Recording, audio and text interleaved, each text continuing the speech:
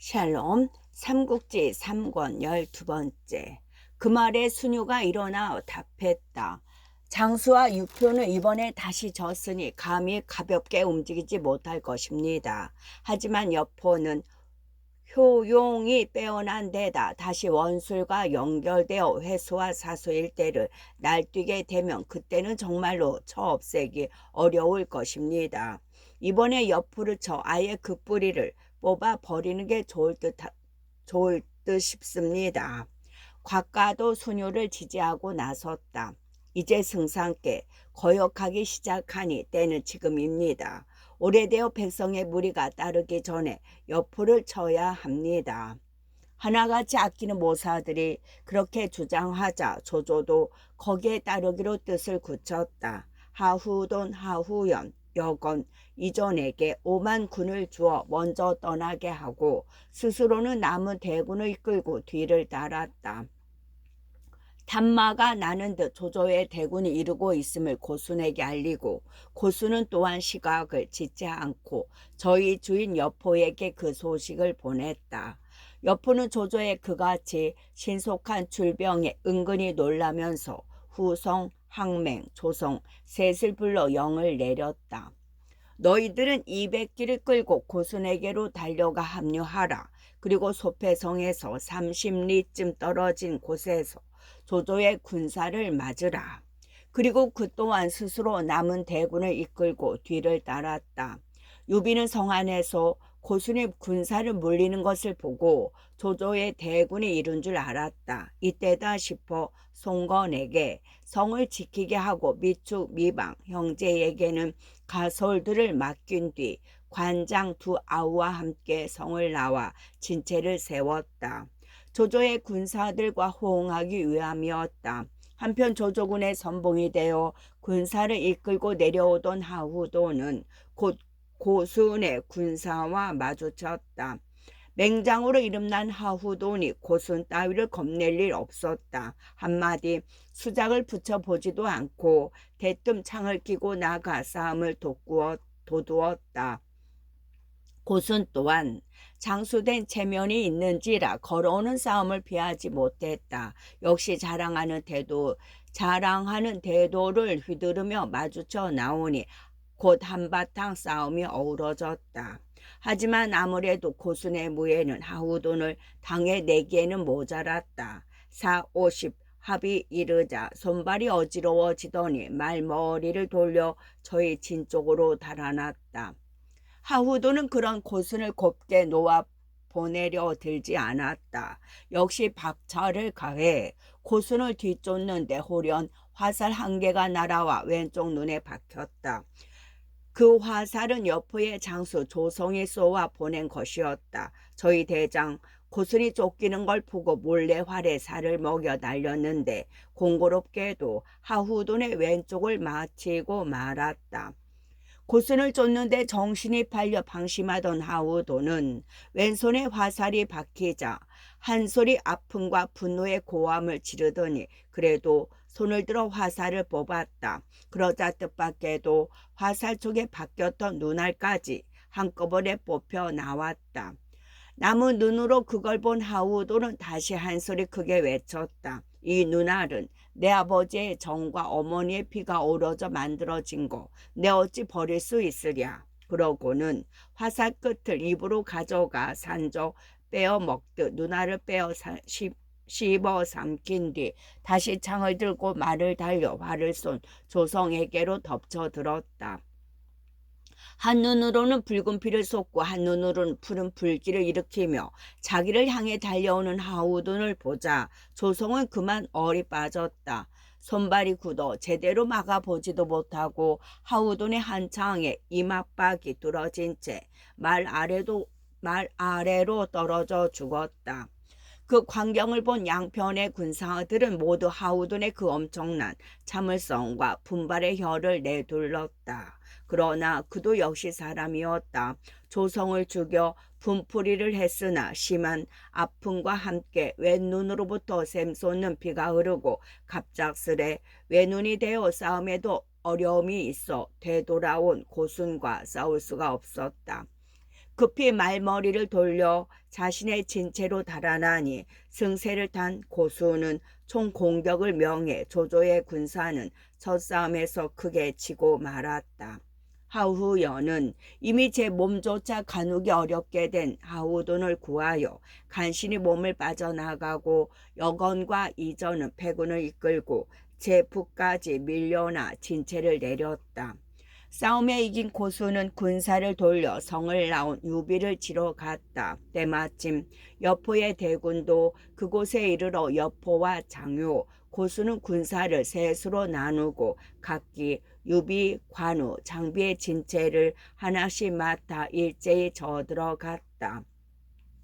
고순과 장효는 유비와 함께 있는 관우의 진채로 쓸어가고 여포는 평소부터 미워하던 장비의 진채를 맡아 밀고 들자 관우와 장비도 각기 말을 내어 그들을 막고 유비는 남은 군사로 그들을 뒤에서 떠받치기로 했다.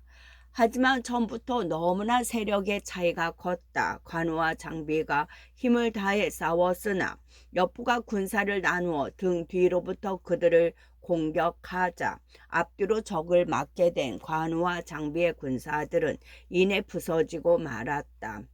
이미 형세가 기울었음을 안 유비는 겨우 수십 기만 이끌고 급히 소패성으로 돌아갔다. 성 위에 군사를 불러 적교를 내리는데 어느새 뒤쫓던 여포가 등 뒤에 이르러 있었다.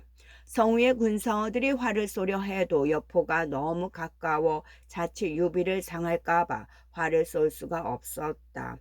그 사이 여포는 성문으로 뛰어들어 활짝 열어 젖히니 그 뒤를 여포의 대군이 물밀듯 몰려들었다.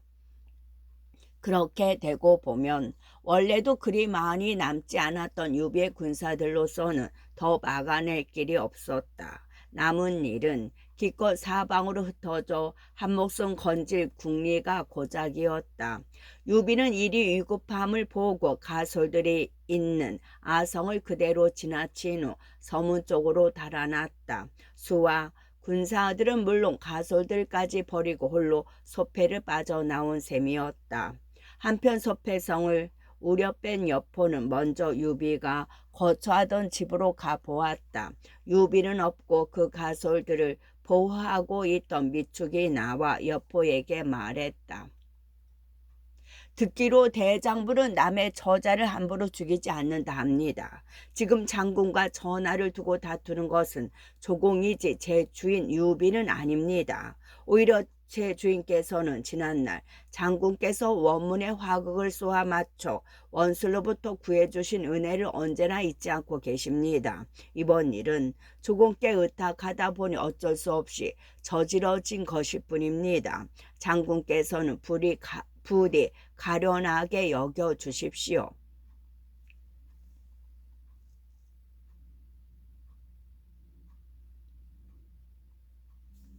간곡하면서도 비굴하지 않는 어조였다. 여포도 마음이 움직이는지 온화하게 대답했다.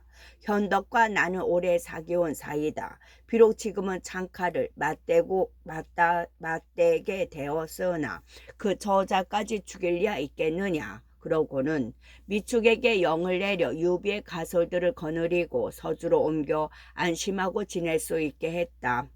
소패성이 안돈되자 여포는 고순과 장요를 남겨 그들을 지키게 하고 자신은 대군을 이끌고 산동과 연주의 경계까지 나아갔다. 조조의 대군을 맞아 자웅을 결하기 위함이었다. 이때 유비 쪽의 형편은 말이 아니었다. 소패를 지키려고 했던 송건은 간신히 목숨만을 건져 성을 빠져나가고 관우와 장비도 겨우 수백의 군사만 건져 각기 산중으로 흩어졌다. 둘 모두 그곳에 숨어 여포의 대군을 피하면서 유비의 거처를 수수문할 작정이었다. 유비는 더욱 한심했다. 같은 날 같은 시에 죽기로 한 두 아우는 물론 가솔들마저 적군 사이에 버려두고 홀로 말 한 필에 의지해 경황 없이 달아날 뿐이었다. 그렇게 한참을 달리는데 호련 말팔급 소리가 들리며 누군가 뒤쫓아오는 사람이 있었다. 유비가 돌아보니 다름 아닌 송건이었다. 역시 한필 말의 의지에 소패를 빠져나오다가 앞서가는 유비를 보고 따라오는 길이었다. 나는 지금 사랑하는 두 아우가 죽었는지 살았는지조차 모르고 가설들도 모두 잃어버렸네. 이제 어찌하면 좋겠는가? 송건이 가만히 생각하다 대답했다. 조조를 찾아가는 도리밖에 없습니다. 우선 그 아래 있으면서 뒷날을 기약하십시오. 유비도 그 밖에는 달리 길이 있을 것 같지 않았다. 이에 송건의 만을 따르기로 하고 길을 골라 허도로 향했다. 둘 다 싸우다가 나온 처지라 먹을 게 있을 리 없었다. 가다가 마을을 만나면 내려가 얻어먹어야 하는 구차한 처지였다. 그러나 백성들은 유해주가 왔다는 말만 들으면 다투어 음식물을 갖다 바치는 바람에 그리 괴롭지는 않았다.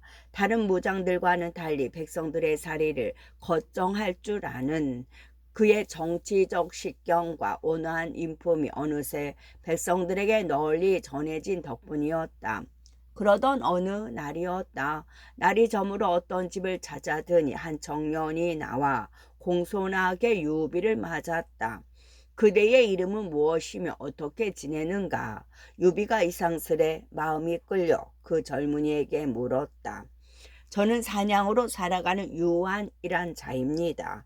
나는 예주목 유비란 사람일세. 방금 여포에게 쫓겨 허도로 가는 중인데 하룻밤 묵어갈 수 있겠나? 유비가 그렇게 묻자 유한은 오히려 황송하여 어쩔 줄 몰라 하며 유비를 맞아들였다. 전부터 유비의 이름을 듣고 흠모해온 듯했다. 그러나 전랑과 기근이 겹친 때인데다 사냥으로 노모와 아내를 부양하는 그라 반가운 것은 마음뿐 먹을 것이 없기는 마찬가지였다. 유비에게 바칠 음식을 장만하기 위해 들판을 헤맸으나 아무것도 얻을 수가 없었다. 그러자 유한은 그의 젊은 아내를 죽여 그 고기를 삶아 유비에게 올렸다. 유비가 그때 아닌 성찬에 놀라 물었다. 이게 무슨 고기인가? 이리 고기올시다. 유한이 태연히 대답했다. 아무것도 모르는 유비는 그 말에 별 의심 없이 내온 고기를 배불리 먹고 잠자리에 들었다. 그러던 이튿날 새벽이었다. 다시 길을 떠나려고 말을 매둔 후원으로 가는데 부엌에 한 젊은 부인네가 죽어 있었다. 유비가 놀라 그 실체를 살피니 허벅지며 엉덩이께에 살이 도려내진 게 보였다. 이게 누군가? 어떻게 된 일인가? 마침 뒤따라온 유한을 보고 유비가 물었다. 유한은 몇 번이나 재촉을 받은 뒤에야 침울하게 대답했다. 제 아내오시다. 실은 유해주께서 제 집에 이르신데 감격해 힘써 공양하고자 했으나 제 집에 올릴 만한 음식이 없었습니다. 그래서 할 수 없이 아내를 죽여 그 고기를 삶아 올린 것입니다. 귀한 분을 속인 죄를 용서해 주십시오. 그리고 비로소 굵은 눈물을 흘렸다. 유비도 그 가력한 정성에 감격해 절로 눈물이 나왔다. 그리고 그걸 보고 유한이 다시 말했다. 원래 저는 이 길로 사군을 따라가려 했으나 노모가 아직 살아계시니 차마 뒤따를 수 없었습니다. 바닷가에 모래알같이 많은 날이네. 뒷날 때가 되면 나를 찾아오게. 다행히 지금의 공공을 벗어난다면 반드시 자네의 정성에 보답하겠네. 유비는 그렇게 다짐하고 그곳을 떠났다. 보통 아내를 삶아 바친 유한의 일은 옛사람의 과장이거나 속임수로 이해된다. 다시 말해 대수롭지 않은 음식물을 유비에게 바친 걸 극도로 미워한 것이거나 아니면 원래 미워하던 아내를 유비 핑계로 살해한 것이라고 추측되고 있다. 하지만 다시 한번 생각해보면 과장이나 속임수가 아니라도 그런 일은 얼마든지 가능하며 지금에조차도 행해지고 있다고 볼 수 있다. 사람이 대의를 위해 희생하는 것은 그것이 자신이 아끼는 것일수록 더 귀하게 여겨진다.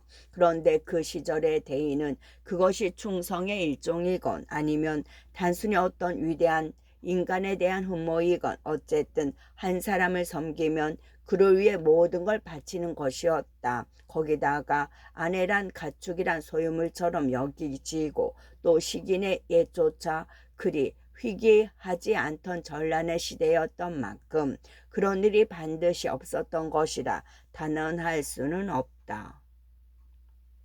어떻게 보면 오늘날에도 비슷한 일이 벌어지고 있는지 모른다. 대의의 내용은 달라졌지만 자기가 옳다고 믿는 것을 위해서 아내나 자식들을 죽음보다 고통스런 저지에 빠뜨리는 일이 얼마나 많은가. 가까운 예를 들어 자유 또는 평등의 대의에 몸바친 사람의 경우에도 적의 손에 떨어진 그의 저자가 겪어야 할 고통은 종종 순간적인 죽음 뒤에 그 시체에 허벅지살 몇 근이 도려진 유한의 아내에 비해 크게 뒤지지 않는다. 하지만 유비로서는 그 일이 커다란 감격이 아닐 수 없었다. 유한과 작별하고 한동안을 그 감격에 빠져있던 유비는 양성에 이르러서야 비로소 제정신이 들었다. 갑자기 저만치에서 먼지가 자욱이 일며 한때에 말탄 군사들이 달려오고 있었기 때문이었다. 알아보니 다행히도 그것은 바로 조조편의 군마들이었다. 거기다가 조조 자신도 그 속에 있다는 걸 듣자 유비는 송건과 함께 곧장 조조가 있는 중군기 아래로 말을 몰았다. 조조를 만난 유비는 패성 71과 아울러 두 아와 가솔들까지 생사를 모르게 된 걸 말하며 눈물을 흘렸다. 듣고 있던 조조 또한 눈물을 머금었다. 그리고 다시 유한이 아내를 죽여 그 고기로 유비를 공양한 얘기를 듣자 감격하여 송건에게 금 100냥을 내리고 유한에게 전하게 했다. 그런 다음 조조는 유비를 중군에 머물게 한 채 군사를 재촉하여 여포를 찾아 나갔다. 대군이 제북에 이르렀을 때 다시 하우연이 군사 약관과 함께 조조를 맞았다. 왼쪽 눈을 잃은 하후도는 아직 몸을 움직이지 못해 자리에 누워 있었다. 하우연으로부터 첫 싸움의 경과를 자세히 들은 조조는 몸소 하우돈이 누운 곳으로 가서 그를 위로한 뒤 먼저 허두로 돌아가 몸조리를 하도록 했다. 그리고 하우씨 형제가 거느렸던 군사를 거둬들인 뒤 단말을 놓아 여포가 있는 곳을 알아보게 했다. 여포와 진궁, 장패 등은 태산의 도적대들과 연결하여 함께 연주의 여러 군들을 공격하고 있습니다. 오래전에 단마가 그 같은 정가를 가지고 왔다. 조조는 즉시 명을 내려 조인으로 하여금 3천 군마를 이끌고 패성을 치게 하고 자신은 유비와 함께 여포와 싸우러 갔다. 조조의 대군이 미처 산동에도 이르기 전이었다. 소강 가까운 길을 지나는데 태산의 도적대인 손관, 오돈의 무리가 3만여의 세력으로 길을 막았다. 허전은 어디 있는가? 어서 가서 좀 도둑들의 머리를 베어오라. 조조가 그렇게 소리치자 허전은 평소에 자랑하는 큰 칼을 휘두르며 말을 달려나갔다. 허저의 용맹을 들은 적이 있었던지 도적대의 우두머리인 내 장수가 한꺼번에 나와 허저를 쳤다. 그러나 허저가 죽기로 힘을 다해 싸우니 넷이 오히려 당해내지 못했다. 적장 넷이 허저 하나를 당해내지 못해 뿔뿔이 쫓겨가는 꼴을 보자 조조는 대군을 휘몰아 적을 쳤다. 대장이 쫓겨 기세가 꺾인 도적대들은 변변히 대항조차 해보지 못하고 달아나기 시작했다. 이에 조조는 소강까지 쫓으며 마음껏 적을 죽였다. 그 무렵 여포는 이미 서주로 돌아와 있었다. 조조의 대군이 소패로 항했다는 말을 듣고 진등과 함께 소패를 구원하러 떠날 참이었다. 아직도 그들 부자를 철석같이 믿고 있는 여포라 서주성을 지키는 일은 진규에게 맡긴 채였다. 여포의 군사들이 서주를 떠날 무렵 진규가 그 아들 진등을 불러 말했다. 지난날 조공께서는 네게 동쪽의 일을 모두 맡긴다 하셨다. 그런데 이번에 나가면 여포는 반드시 조공에게 지고 말 것이다. 너는 서둘러 이룰게 하라. 그러자 진등이 조용히 대답했다. 밖의 일은 제가 알아서 처리하겠습니다. 다만 여포가 져서 돌아올 때의 일이 어려우니 그때 아버님께서는 미축의 무리에게 정하여 성문을 닫아 걸고 여포를 받아들이지 마십시오. 그렇게만 되면 조공께는 이 서주성을 빼앗는 스고롬을 덜어드릴 수 있고 여포를 오직 합의 하나를 의지해야 하는 궁박한 저지로 몰아넣을 수 있습니다. 그렇지만 여포 곁에는 네가 있으니 내가 만약 이 서주성을 조공께 바쳐버린다면 여포는 반드시 너를 죽이려 할 것이다. 그 일은 어떻게 할 작정이냐? 진규가 걱정스러운 얼굴로 아들을 보며 물었다. 진등이 가볍게 웃으며 대답했다. 그 일은 너무 걱정하지 마십시오. 제게는 그때쯤 여포로부터 몸을 빼낼 계책이 따로 서 있습니다. 거기다가 이 서주성에는 여포의 저자가 있다. 여포는 반드시 많은 신복을 남겨 지키게 할 것인데 어떻게 미축과 나의 힘만으로 이 성을 손에 넣을 수 있겠느냐. 진규는 아무래도 못 믿어온 모양이었다. 그러나 진등은 가벼운 웃음으로 아버지를 안심시켰다. 그 또한 제게 생각해둔 계책이 있습니다. 잠시 후면 여포는 저자와 함께 신복들을 한박 이성에서 빼내 합의성으로 옮기게 될 것입니다. 그러고는 그 길로 여포를 찾아가 말했다. 서주는 지형이 사면으로 적을 받아들일 수가 있는 곳인데다가 주공의 근거지라 조조는 또 반드시 힘을 다해 공격할 것입니다. 우리는 마땅히 싸움이 이롭지 못해 이곳으로 되돌아오게 될 경우를 미리 생각해 두어야 합니다. 이곳의 곡식과 돈을 합의성으로 옮겨두면 이 서주가 포위를 당하게 되어도 그곳에 양식이 있으므로 구해낼 수 있을 것입니다. 주공께서는 일찍 계책을 세워두십시오. 여포가 들어보니 그럴듯한 말이었다. 덜끝만큼도 의심하기는커녕 제 발로 진등이 져놓은 그물 속으로 걸어 들어갔다. 원흉의 말이 옳다. 곡식과 돈뿐만 아니라 가솔까지도 그곳으로 옮김이 마땅하리라. 그리고 신복인 송헌과 위속을 시켜 저자와 전량을 보호해 합의성으로 옮기게 했다. 사랑하는 저자와 귀한 전량을 지키는 일이니 송원과 위속 이외에도 많은 신복들과 오래된 군사들 합의성으로 딸려보낸 것은 말할 나위도 없었다. 제 딴에는 뒤를 든든히 해두었다는 기분으로 여포가 막 소패로 군사를 내려는데 다시 급한 정갈이 들어왔다. 태산의 도적대인 손관 오돈의 무리가 조조에게 대피하여 소관으로 쫓겨 들어갔다는 내용이었다. 이에 여포는 먼저 소관부터 구할 양으로 군사를 그쪽으로 돌렸다. 소관으로 가는 길을 반쯤 지났을 때였다. 진등이 문득 여포에게 정했다. 제가 먼저 소관으로 가서 조조의 허실을 담지해 보겠습니다. 주공께서는 그런 연후에 군사를 움직이십시오. 여포가 들으니 또한 그럴듯했다. 곧 거기서 행군을 느리게 하고 진등을 먼저 소관으로 보냈다. 진등이 소관에 이르니 그곳에서 도적대의 머리 노릇을 해주고 있던 진궁이 송관의 무리와 함께 나와 있었다. 진등은 짐짓 엄한 얼굴로 말했다. 오늘께서는 여러분께서 나아가 싸우기를 꺼리는 걸 심히 개의쩍게 여기고 있소이다. 이곳에 이르시면 반드시 꾸짖음과 벌이 있을 것이오. 그 말에 진궁이 난처한 듯 대답했다. 지금 조조가 이끄는 군사의 세력이 커서 함부로 가볍게 맞설 수 없소. 그래서 우리들은 험한 관의 의지에 굳게 지키고 있는 것이요. 돌아가거든 주공께 권하시오. 먼저 패성을 지키는 것이 상책이 될 것이라고. 이곳은 구태여 나가 싸우지 않더라도 조조는 스스로 물러갈 것이요.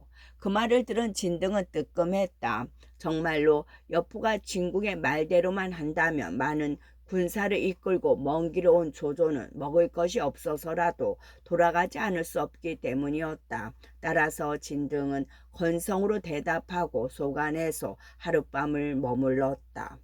그날 밤 날이 저문 뒤였다. 진등이 관 위에서 보니 조조의 군사들이 관 아래까지 몰려와 공격을 했다. 진등은 좋은 기회라 생각하고 편지를 매단 화살을 3통이나 조조의 군사들 쪽으로 쏘아 보냈다. 관 위에 불빛이 비치거든 일제히 공격하라는 내용이 쓰인 편지였는데 어둠 속이라 아무도 진등이 그러는 것을 알아보지 못했다. 진등은 이튿날 태어난 얼굴로 진군과 작별하고 여포에게로 돌아갔다. 그러나 그가 여포에게 한 말은 진궁의 당부와는 전혀 딴판이었다. 송관둔 도적의 무리는 모두 마음이 변해 조조에게 관을 바칠 궁리나 하고 있습니다.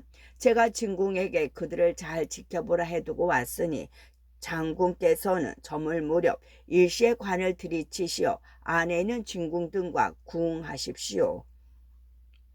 공을 바치라 해도 고지 들을 만큼 진등을 믿고 있는 여포는 이번에도 의심은커녕 칭찬부터 했다. 공이 아니었더라면 이 관을 고스란히 잃을 뻔했소. 그렇게 계책을 쓴답시고 진등에게 일렀다.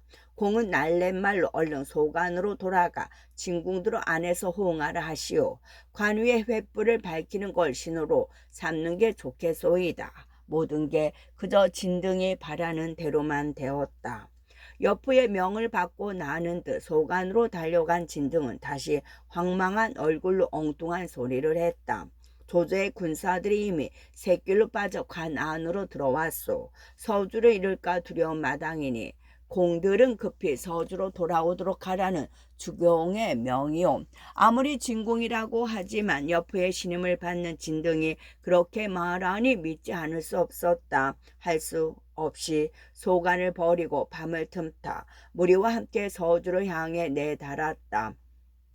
하지만 진등은 이미 그들 무리에 섞여 있지 않았다. 어순한 중에 슬쩍 몸을 빼 관 위에다 불을 질렀다. 그 불길을 보고 약속된 군호라 믿은 여포는 지체 없이 소관으로 군사를 몰아갔다. 여포는 소관으로 달려들고 진궁이 이끄는 무리는 서주로 향하고 있으니 두 편이 도중에 만날 것은 당연했다. 그러나 어둠 속이라 양쪽 다 저희 편을 조조의 군사를 오인하여 한바탕 싸움을 벌였다. 한편 여포가 관 위에 불길을 보았을 무렵 조조도 그것을 보았다. 간밤에 군사들을 주워온 화살 끝에 매달린 진등의 편지에 쓰인 그대로였다. 낮부터 채비를 시키고 있던 장졸들을 일제히 내몰아 여포의 군사들이 저희끼리 엉켜붙어 싸우고 있는 곳을 구습했다. 저희끼리 엉겨붙어 싸우고 있는 곳을 급습했다. 그제서야 여포 쪽에서도 일이 괴상하게 뒤틀린 걸 알았으나 이미 때는 늦은 뒤였다. 먼저 송관을 비롯한 태산의 도적대들로부터 풍비박산이 되어 흩어지고 이에 여포도 어찌해 볼 수 없는 지경에 이르렀다. 할 수 없다. 서주로 돌아가자. 여포는 그렇게 말하며 난군 가운데서도 용케 다시 만난 진군과 함께 서주로 향했다. 그런데 이게 웬일인가? 간신히 서주성 아래 이르러 성문을 열라고 외치자 난데없이 성 위에서 비오듯 화살이 쏟아졌다. 이놈들이 정신이 빠졌느냐? 너희 주인 여포가 왔다. 여포가 분통이 터져 그렇게 소리쳤다. 그 말에 화살비가 거치고 성벽 위에 한 사람이 나타나 큰 소리로 여포를 꾸짖었다. 네놈이 어찌하여 서주의 주인일 수 있겠느냐? 원래 서주는 우리 주인의 것이었는데 네놈이 빼앗았으니 이제 마땅히 우리 주인에게 돌려주려고 한다. 2번 다시 이 성에 들 생각을 말하라. 여포가 성난으로 불을 떠보니 그는 다름 아닌 미축이었다. 하지만 여포는 아무래도 어찌해서 일이 그렇게 되었는지 알 길이 없었다. 한동안 망연히 성위를 바라보다 다시 노한 목소리로 미축에게 물었다. 내가 떠날 때 이 성을 맡긴 것은 진귀였다. 진귀는 어디 있느냐? 이미 내가 죽였다. 미축이 그렇게 거짓으로 대답했다. 혹시라도 진등이 여포의 곁을 빠져나오지 못했을 경우에 대비해서였다. 그렇지만 여포도 드디어 이상한 느낌이 든 듯했다. 문득 진궁을 돌아보며 물었다. 진등은 어디 있소? 그 말에 진궁이 한심한 듯 반문했다. 장군께서는 아직도 미혹에서 깨어나지 못하셨습니까? 이 모든 일이 그 간사한 도적이 꾸민 것인데 어찌 여기 남아있겠습니까? 아니다. 어딘가 군사들 틈에 섞여 있을 것이다. 어서 그를 찾아보아라. 진궁의 말을 들은 채도 않고 여포는 다시 군사들에게 영을 내려 진등을 찾아보게 했다. 이미 속안에서부터 몸을 빼친 진등이 거기에 있을 리 만무였다. 그제야 처음부터 끝까지 철저하게 진등하게 속은 것을 한 여포는 부드득 이를 갈았다. 차라리 소패성으로 가 거기 의지해 조조를 막는 편이 낫겠습니다. 진궁이 펄펄 뛰는 여포를 달랜 뒤 그렇게 권했다. 분통은 터지지만 여포도 달리 길이 없다. 여겨 진궁의 말을 따르기로 했다. 그런데 일은 거기서 그치지 않았다. 소패에 이르는 길을 반쯤 갔을 무렵 여포는 맞은편에서 달려오는 한때의 군마와 마주쳤다. 소패를 지키고 있을 줄 알았던 고순과 장효가 앞장선 군사들이었다.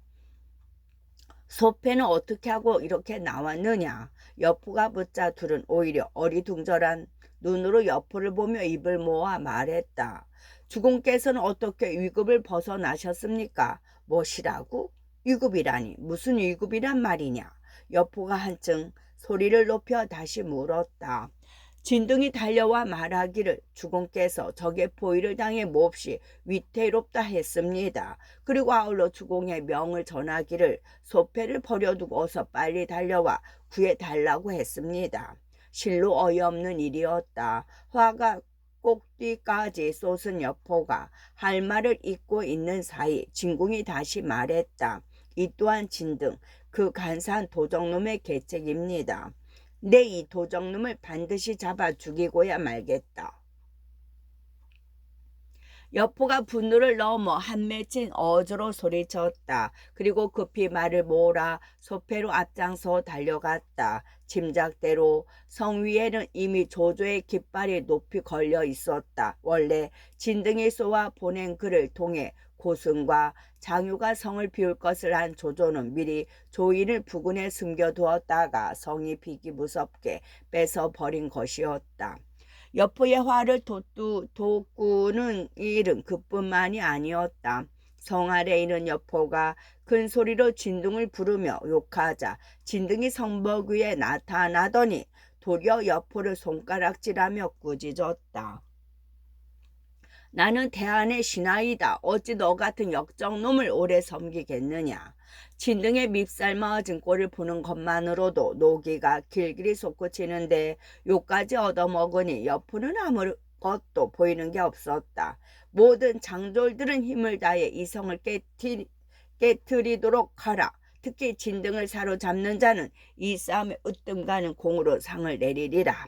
여포는 그렇게 말하고 자신도 투구끈을 고쳐매며 성으로 돌진할 제비를 했다. 그때 등 뒤에서 크게 함성이 일더니 한때의 군마가 달려왔다. 앞선 장수는 고리 눈에 밤송이 같은 수염을 단 장비였다. 여포는 고순을 내보내 싸우게 했으나 고순이 장비를 이겨내지 못했다. 할 수 없이 스스로 장비와 싸우기 위해 성을 공격하려던 군사들을 되돌려 세웠다. 그런데 싸움이 채 어우러지기도 전에 다시 한 소리 큰 함성이 오르더니 조조가 친히 대군을 이끌고 세찬 기세로 부딪혀 왔다. 분노로 눈이 뒤집힌 상태이기는 해도 여포는 역시 전장에서 늙은 사람이었다. 성 안에 있는 군사들까지 몰려 나오는 날이면 자기의 군사들은 고스란히 도간에 든 쥐꼬리 날 것임을 얼른 깨우쳤다. 모두 비어있는 동쪽으로 물러나라. 여포는 그렇게 영을 내리고 앞장서서 달아나기 시작했다. 제대로 싸워보지도 않고 달아나는 여포를 보자 조조의 군사들은 부쩍 힘이 났다. 기어이 여포를 사로잡겠다는 듯 기를 쓰고 추격했다. 여포의 군사가 그렇게 쫓기다 보니 간신히 추격을 벗어났을 때는 사람과 말이 한 가지로 지쳐 있었다. 그런데 다시 한 군데 외진 길목에서 한때의 인마가 갑작스레 나타나 앞을 막았다. 여포는 달아나지 마라. 관운장이 여기서 기다린 지 오래다. 앞선 장수가 정령도를 비켜들고 말 위에서 소리쳤다. 난데없이 나타난 장비에게 쫓기는 터에 이제는 관운장까지 나타나 길을 막은 것이었다. 여포는 황망한 중에도 화국을 들어 관운장의 정령도를 상대하지 않을 수 없었다. 뒤에는 조조의 대군과 장비가 쫓아오고 있어 앞으로 길을 뚫어야 했기 때문이었다. 따라서 전부터 여포에게는 힘들여 싸울 마음이 있을 리 없었다. 짐짓 기세를 올려 몇 번 관운장을 공격한 뒤 한 가닥 길을 열어 달아나기 바빴다. 그에게 마지막으로 남은 허비성을 향해서였다. 다행히 후성이 군사를 이끌고 접응한 덕분에 여포는 물론 진궁도 겨우 허비성 안으로 들어갈 수 있었다. 한편 소패에서 뿔뿔이 흩어진 뒤 서로 생사조차 모르다가 다시 만나게 된 관우와 장비는 비오듯 눈물을 뿌리면서 그간에 있었던 일을 주고받았다. 나는 그날 소패성을 빠져나간 뒤 해주의 길가에서 몇 안 되는 군사들과 함께 머물렀네. 그러면서 사방으로 알아본 바 형님께서 조조와 함께 옆으로 치러 온다는 소식이 들리기에 이렇게 달려온 것이네. 관우의 목매인 말에 장비가 울면서 대답했다. 끝.